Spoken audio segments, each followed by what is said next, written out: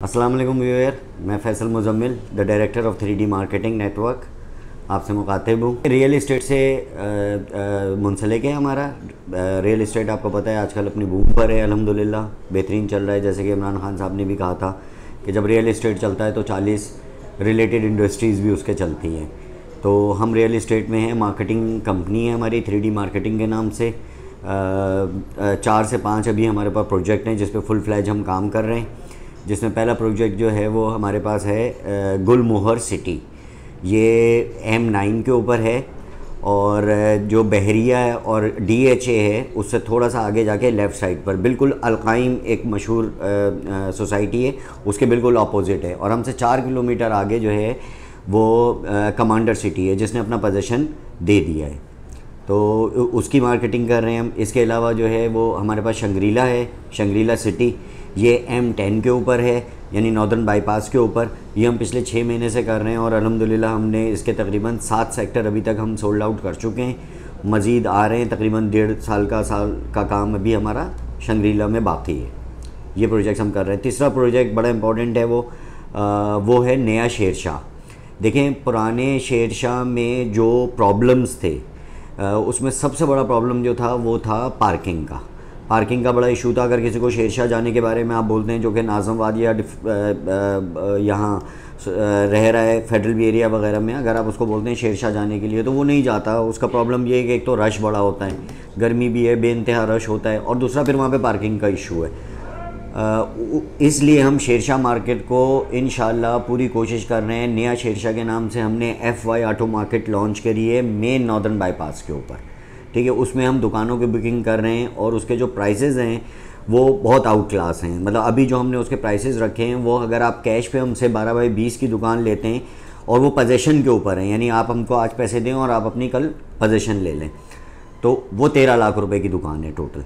और SB जो हैं उसके अंदर यानी 400 गज़ का कमर्शियल फ्रंट के ऊपर जिसको हम शोरूम्स के लिए दे रहे हैं वो 1,70,00,000 रुपए का है इंस्टॉलमेंट पर, और कैश पे अगर लेते हैं तो 1,50,00,000 रुपए का है।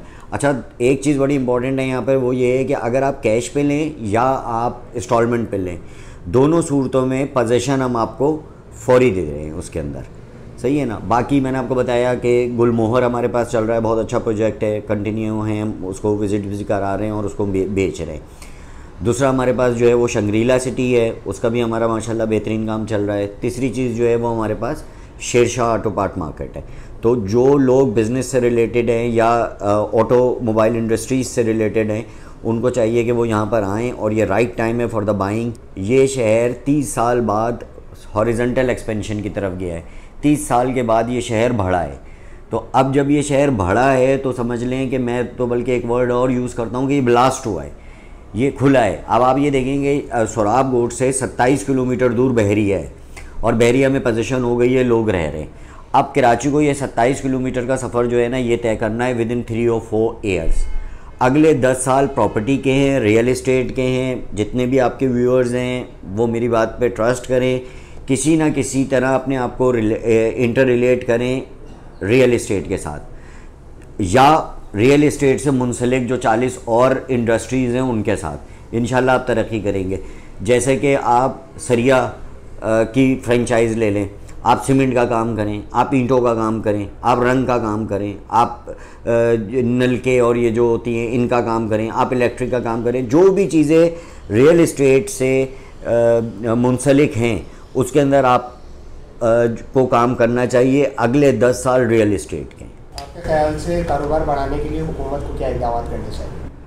देखिए, हुकूमत को क्या इक़दाम करने चाहिए वो एक अलग बात है, क्या इक़दाम कर चुकी है वो एक इम्पॉर्टेंट बात है, ठीक है। क्या इक़दाम कर चुकी है, आपको पता है अभी जो शौकत तरीन साहब जो नए हमारे वज़ीर ख़जाना हैं, इन्होंने फुल फोकस किया है रियल इस्टेट को। यानी वही इमरान खान का या हमारे वज़ीर आज़म साहब का जो विज़न था कि अगर रियल इस्टेट इंडस्ट्री चलेगी ना तो उससे इंटर रिलेटेड 40 और इंडस्ट्रीज़ चलेंगी। जब 40 और इंडस्ट्रीज़ चलेंगी तो कितना हमारा एम्प्लॉयमेंट बढ़ेगा, ठीक है। लड़के हैं, अनएम्प्लॉयड हैं, 40 इंडस्ट्रीज़ अगर हमारी चलती हैं तो कितना अनएम्प्लॉयमेंट हमारा ख़त्म होता है, ठीक है। इसके ऊपर ऑलरेडी गवर्नमेंट काम कर रही है। वज़ीर आज़म साहब का ये एक प्राइम मोटिव है कि आप रियल इस्टेट को अगर आप बूम देते हैं तो इंटर रिलेटेड 40 इंडस्ट्रीज़ उससे चलती हैं।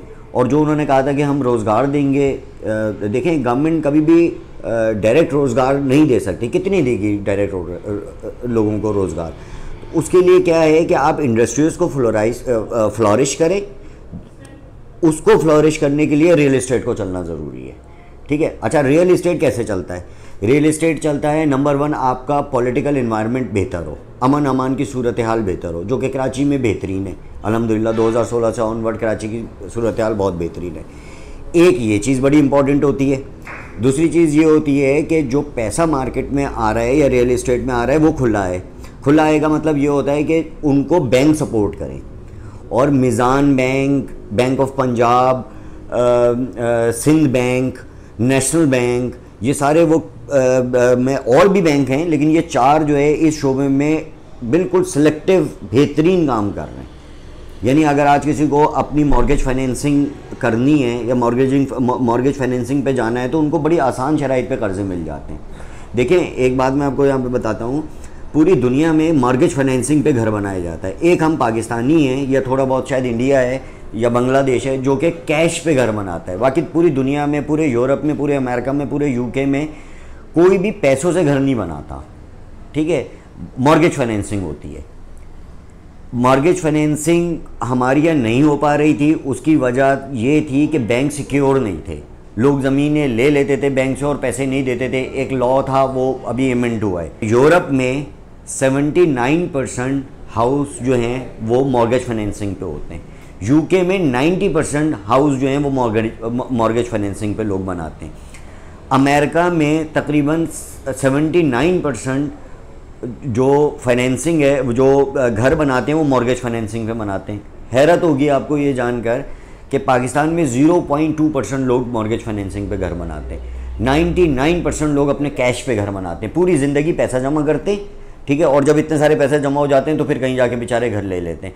अच्छा, उसमें एक प्रॉब्लम और आता है। आप आपने पैसे जमा करने शुरू किए, सपोज़ आपकी 1.5 लाख रुपए जो है वो इनकम है, आपने पैसे जमा करना शुरू किए। 1.5 लाख रुपए में से क्या सेविंग करेंगे आप? मैं कहता हूँ 1 लाख सेव कर लें। आपने 1 लाख सेव कर लिए। 120 गज का घर इस वक्त 1.5 करोड़ से 2 करोड़ रुपए का है शहर में। जब वो 1 लाख रुपए की सेविंग करते करते करते करते करते करते 1.5 करोड़ रुपए पर पहुँचता है तो वो घर पहुँच जाता है 2.5 करोड़ रुपए पर। तो ये पॉसिबल ही नहीं होता बेचारों के लिए घर बनाना। अब देखें, 1990 में जो रकबा था इस शहर का, वही रकबा 2016 में था, हॉरिजॉन्टल एक्सपेंशन पे नहीं गया था। तो क्या हुआ कि 120 गज का घर 1.5 करोड़ रुपए का हो गया। उसकी वर्थ नहीं है 1.5 करोड़ रुपए की, लेकिन चूंकि और कोई ऑप्शन ही नहीं था लिहाजा वो हो गया। हम वर्टिकल एक्सपेंशन पे जा रहे थे। अब्बा जी हैं, उनका घर है, उसके बच्चे की शादी हुई, उसने 2 ऊपर कमरे बनाए, उसके बच्चे की शादी हुई, उसने 2 ऊपर कमरे बनाए। उससे क्या हुआ? हमारा इंफ्रास्ट्रक्चर कराची का तबाह बर्बाद हो गया।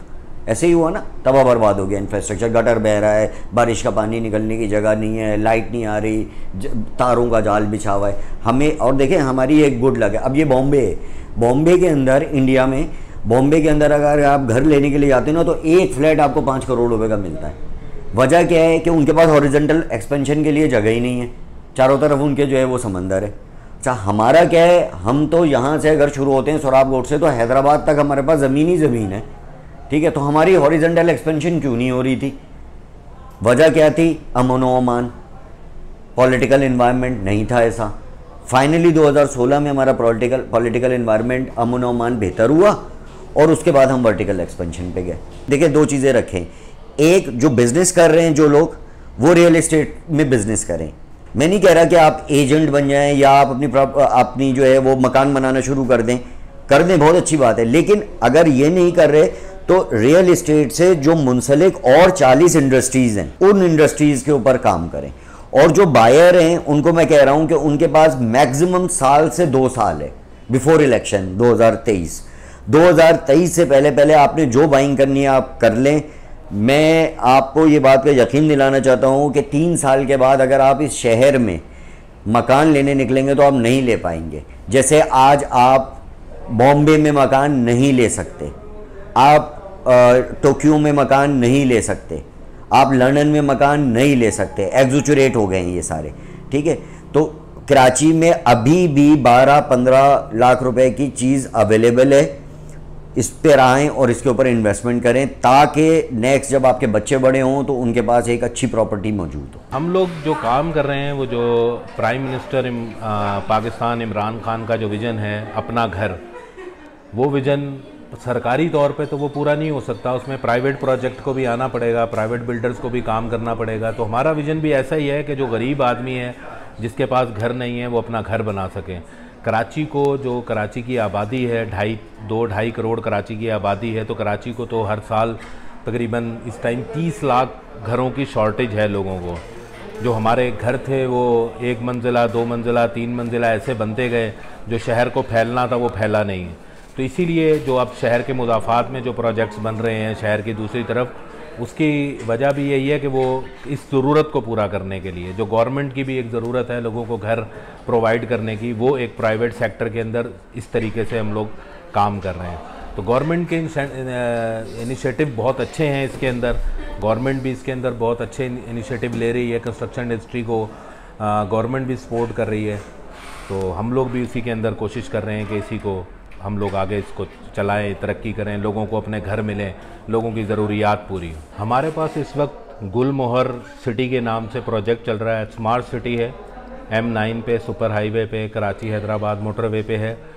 स्मार्ट सिटी के कंसेप्ट पे कि ऐसा शहर एक आबाद किया जाए, ऐसी आबादी आबाद की जाए जहाँ पे तमाम सहूलियात उनको मौजूद हों, वहाँ पे उन लोगों को मिलें।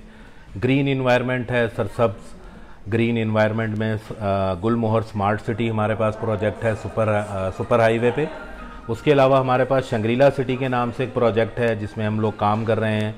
ये 45 में, स्कीम 45 में है, नॉर्दर्न बाईपास पे है, जो कि CPEC का हिस्सा है। CPEC गेम चेंजर है पाकिस्तान के लिए, CPEC का हिस्सा है ये नॉर्दर्न बाईपास। इस पर हमारे पास प्रोजेक्ट है शंग्रीला सिटी, ये भी 5 साल की इंस्टॉलमेंट पे है। इसमें 9 लाख रुपए का प्लॉट है, 1.5 लाख रुपए डाउन पेमेंट है, बाकी आपको 5 साल की किस्तों में पैसे देने हैं।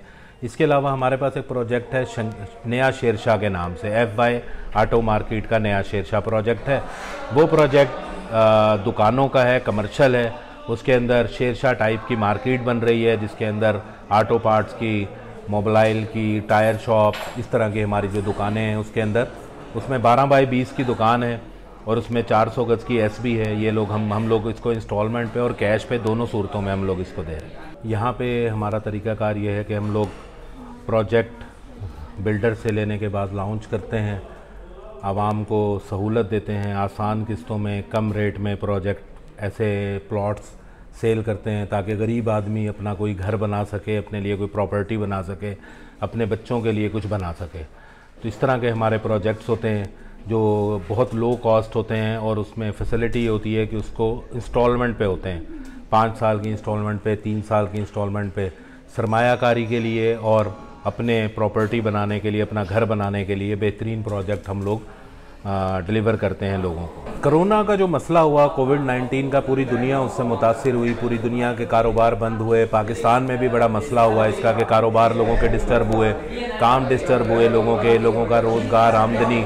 तो उस सूरत में भी लोगों के पास इतनी सरमायाकारी और इतना सब कुछ, लोगों को टाइम लगेगा इसके अंदर। अब कुछ कोरोना के हालात बेहतर हो रहे हैं, कारोबार भी बेहतर हो रहे हैं, गवर्नमेंट भी उसके अंदर सपोर्ट कर रही है लोगों को। तो कारोबार बेहतर होंगे तो लोगों का तर्ज ज़िंदगी भी बेहतर हो जाएगा, लोग भी बेहतरी से इसके अंदर सरमायाकारी भी होगी। तो कारोबार की बेहतरी है। अल्लाह करे जल्द अज जल्द पूरी दुनिया, पाकिस्तान कोरोना से बाहर निकले ताकि हम दोबारा कारोबार कर सकें, दोबारा हम उसी जगह पे पहुंच सकें जहां पे हम थे। कोई प्रोजेक्ट को बाय करने वाला वो 6 बजे जब ऑफिस से फारिग होता है तो वो सोचता है कि मैं 8 बजे तक चले जाऊँ ऑफिस से फारिग होके और सुकून से जो है ना विजिट कर लूँ और प्रॉपर्टी अपनी में देख सकूँ, मैं क्या बाय कर सकता हूँ, क्या शॉपिंग कर सकता हूँ, मिसाल के तौर पे। अब इस टाइमिंग के हिसाब से क्लाइंट थोड़ा सा बेक हुआ है। क्यों हुआ है?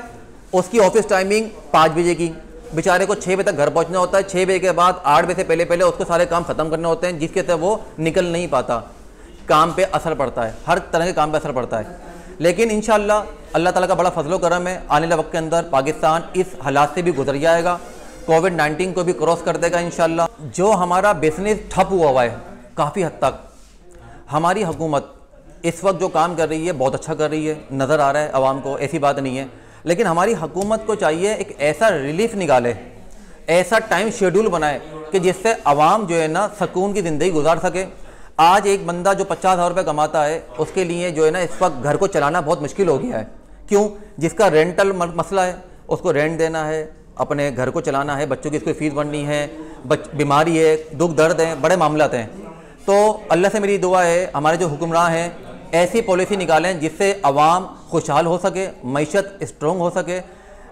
ऐसा टाइम आए इंशाल्लाह कि आज जिन लोगों को ज़कात, सदका या खैरात दी जा रही है, हमारी हुकूमत ऐसा कारोबार को ऐसा सेट कर पाए या ऐसा लोगों को रिलीफ दे पाए या ऐसा उनको एक गाइडलाइन दी जाए कि हुकूमत का नाम हमारा बहुत अच्छा हो। हर गरीब तबका, हर गरीब आदमी कहते हैं कि 5 साल बाद कराची के अंदर आप ज़मीन नहीं ले सकते, ठीक है, लेकिन आज जिसने ले ली उसने ले ली।